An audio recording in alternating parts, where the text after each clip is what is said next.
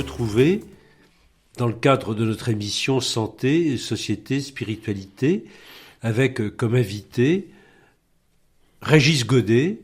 Bonjour Régis. Bonjour. Merci Jean-François.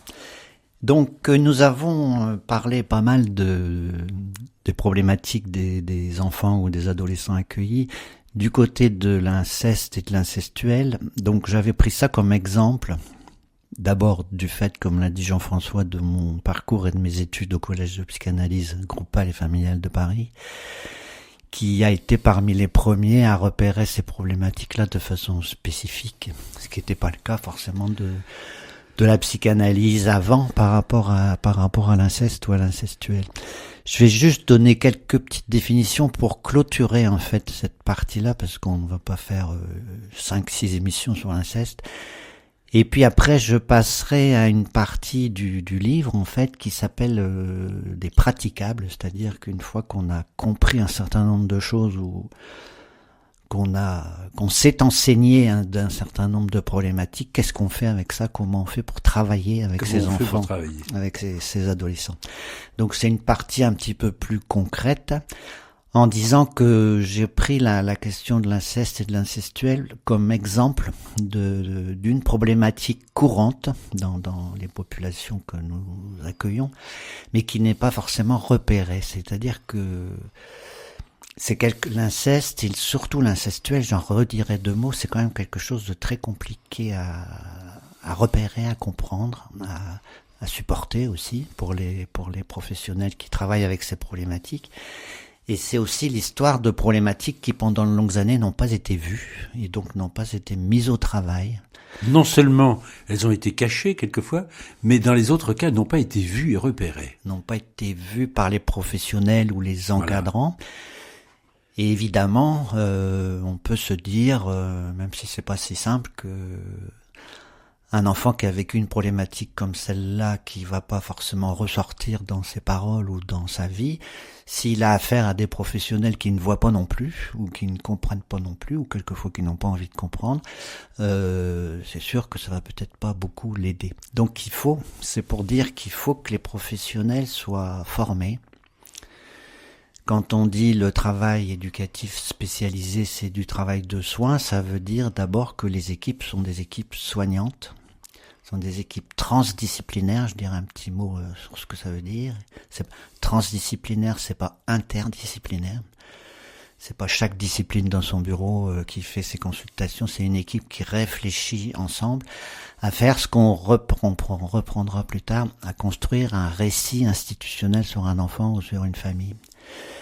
Et c'est ça qui fait la différence entre l'institution et l'établissement, c'est-à-dire qu'il y a une pensée commune qui se construit à propos d'un enfant, et c'est parce que les professionnels vont se construire une pensée, que l'institution va se construire une pensée, qu'elle va s'approprier une pensée, qu'elle va avoir des droits d'auteur sur une pensée.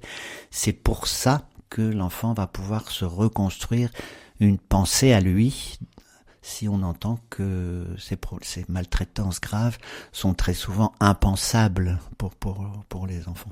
Régis, si je puis vous interrompre, j'apprécie énormément ce que vous venez de dire et ces phrases concernant ces étapes pour le soin. C'est-à-dire que une institution prend en charge avec des spécialistes de diverses disciplines qui travaillent vraiment ensemble d'une façon très positive et en échangeant leurs pratiques et les fruits des relations qu'ils ont eues à propos d'une même personne, et que l'institution ainsi devient soignante et que ainsi on peut améliorer, guérir dans la vie de tous les jours et en vivant, je dirais normalement, une vie de tous les jours, une vie quotidienne. Et ça, je pense que ça peut être nouveau pour certains de ceux qui nous écoutent, et je pense qu'il faut l'entendre et le réentendre pour bien le comprendre. C'est-à-dire on dit souvent, il faut parler. Par rapport à ces problématiques-là, il faut sûrement pas faire parler. Voilà, ça c'est très important, je suis sûr. J'ai connu quand même un certain nombre de professionnels qui quelque part ont presque assassiné le récit des enfants ou forcé le récit des enfants, peut-être des policiers, je ne sais pas, on a revu récemment la série sur le drame d'Outreau. C'est sûr qu'on le sait, les interrogatoires du juge d'instruction ont posé problème, mais les interrogatoires face aux enfants des policiers posent problème aussi par rapport à comment ces enfants vont-ils vivre après le récit qui a été fait ou le questionnement qui a été fait. Donc le problème dans cette question, on en parlera aussi, c'est la fonction de la parole dans l'institution. Dans l'institution, quelle est son allure, quelles sont ses lignes d'air, quelles sont ses lignes de circulation, est-ce que c'est facile de parler, qui on peut voir et comment pour parler, pour partager. Il y a Et puis peut-être que ce n'est pas remonté à la surface. Donc l'enfant peut pas dire parce que peut-être qu'il n'a pas encore conscience de tout et il faut que le climat soit possible pour que ça remonte à la surface et pour que des mots puissent dire ce qui n'était que très confus dans l'histoire de l'enfant, peut-être, non? Oui, et en rajoutant, c'est important que c'est pas forcément quelque chose à dire. Voilà. Hein, parce qu'il y a beaucoup d'enfants qui révèlent des problématiques dans des actes, dans des jeux, on sait bien qu'il y a beaucoup de psychothérapeutes d'enfants qui pratiquent avec des jeux ou avec des dessins ouais. ou avec du modelage, donc c'est pas forcément on peut imaginer qu'un enfant construit une marionnette ou une scène familiale sans forcément dire ou parler, mais le psychanalyste va pouvoir l'interroger sur le sens de cette marionnette ou de ce qu'il a construit. Et donc une institution, c'est ça aussi par rapport à une consultation traditionnelle, c'est pas un lieu où l'enfant vient pour parler. C'est un lieu où il vient pour vivre, donc il faut lui permettre de vivre, alors on l'a dit, dans le transfert, dans ce qu'il va apporter de son passé, dans la relation avec des nouveaux adultes, des adultes de complément, qui vont lui permettre, comme on vient de le dire, de symboliser ce qu'il a vécu, c'est-à-dire c'est dans le fait accompli, c'est dans le partage de la vie quotidienne, tous les jours avec des éducateurs ou tous les jours avec une assistante familiale. C'est dans ce vécu permis, partagé, construit, réfléchi que l'institution va pouvoir penser un processus de soins. C'est d'abord une question de pensée. Que ça soit possible de penser à ces problématiques-là, on a connu dans nos parcours des juges des enfants qui étaient incapables de penser certaines situations de maltraitance, comme si le monde était tout rose, tout bleu, et la famille une valeur fondamentale et universelle et éternelle. Mais, je voudrais vous poser une question, Régis. Pour arriver à penser d'une façon utile ces choses-là, il faut surtout d'abord avoir un esprit et une disposition d'ouverture et d'écoute, parce qu'autrement, on va penser en fonction de nos présupposés et pas en fonction de ce qu'on vient d'accueillir, peut-être. Il faut d'abord, avant tout, écouter.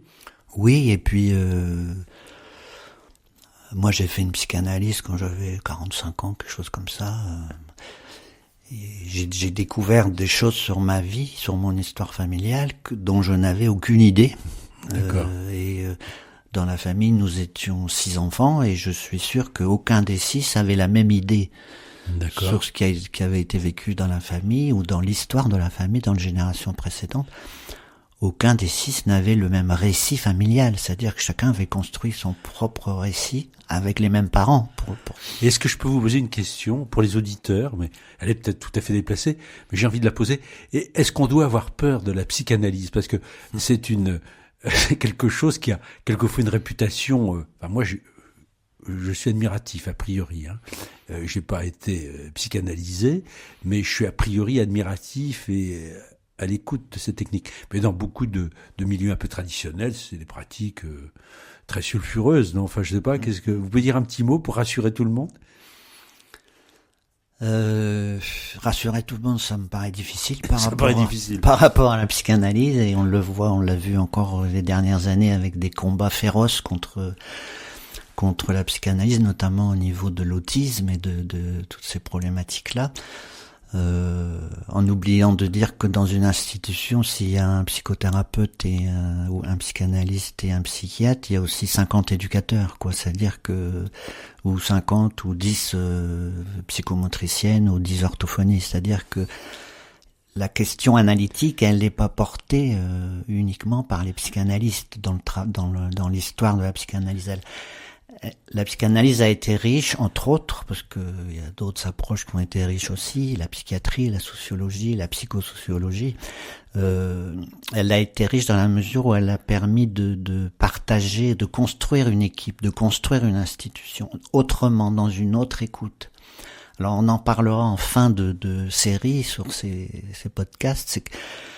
C'est la critique que je pose dans le livre sur ce qu'on appelle le New Public Management, qui a envahi tous les secteurs de la vie des organisations publiques, qui est une vision managériale du bon fonctionnement des institutions, qui est une vision basée sur un modèle entrepreneurial et concurrentiel, avec notamment, on l'a déjà dit, la T2A sur les facturations à l'hôpital. C'est-à-dire que il y a eu un jour un papier dans Le Monde qui titrait Macron, l'hôpital, on s'est trompé de stratégie. Et moi j'avais répondu, je sais plus où d'ailleurs, l'hôpital c'est pas une question de stratégie, le soin c'est pas une question de stratégie, c'est une question de vision, et c'est pas que une question d'argent, même s'il y a bien sûr une question de moyens, mais c'est comment on organise le soin, comment on pense le soin, c'est ça.